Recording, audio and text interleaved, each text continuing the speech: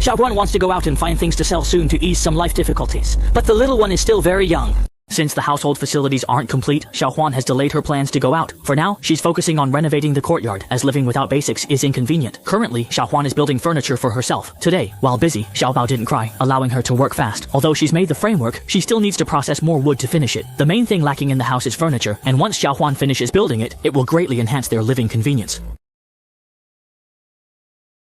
The wind blows, clouds move, and the parasol tree stands. Place the slats. After laying them down, use nails to secure the wooden strips, and this will result in a relatively complete table. Although the table doesn't look particularly refined, it is indeed very practical, as it is made of solid wood.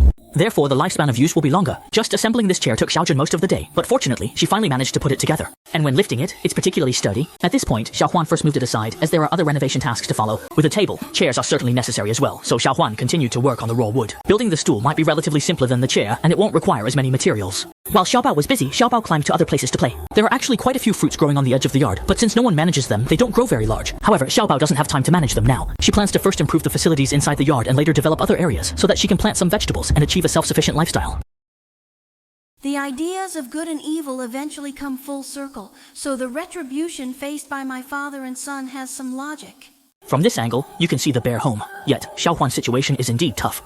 All the food is provided by Gangzi, and there is no ability to earn a living. Moreover, during this time, Xiaojuan has been busy with the renovation of the yard, and it's uncertain when this will end. It's been a while since moving to the new house, and apart from having a place to live, it seems like there hasn't been much change in other aspects. The current situation might even be worse than the original place, but Xiaojuan has no other options. She can only take one step at a time, as the current living situation can't be changed overnight. She can only try to improve the living facilities through her own efforts, and consider enhancing the quality of life later. After a long period of construction, Xiaojuan now has a table and a chair. Even though it's not very aesthetically pleasing, it's very practical. Assembling just one is definitely not enough, so Xiaojuan started assembling a second one. With the experience from before, the speed of assembly is much faster now. Hong Xiaojuan has prepared 3 stools, which clearly shows that she has already reserved a spot for Gangzi. So when Gangzi comes over later, there will be a place for him to eat. After all the stools have been assembled, Xiaojuan starts cleaning up the garbage in front of the door.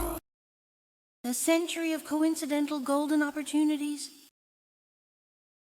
With this table and chairs, it just looks... It can provide a lot of convenience for future life. While setting up the table and chairs, quite a bit of trash was generated, so Xiaojuan needs to clean it up and dry it outside. Then it can be used to start a fire for cooking. You can see that at this moment, Xiaobao can already help a little. At least he is no longer crying like before, which makes Xiaojuan's work much smoother. With the furniture, life looks more decent, and once this busy period is over, the yard can be enclosed. In the future, she can raise poultry in the yard. After cleaning the front of the house, the next step for Xiaojuan is to carry the table and chairs to the poolside, where she will clean them thoroughly so they can be used again. Having this set of furniture wasn't easy, as it took Xiaojuan an entire day to assemble. Once cleaned, they can be placed in front of the door to dry. Xiaojuan also fetched some water to take a shower, bringing her busy day to an end. I hope Xiaojuan's life continues to improve.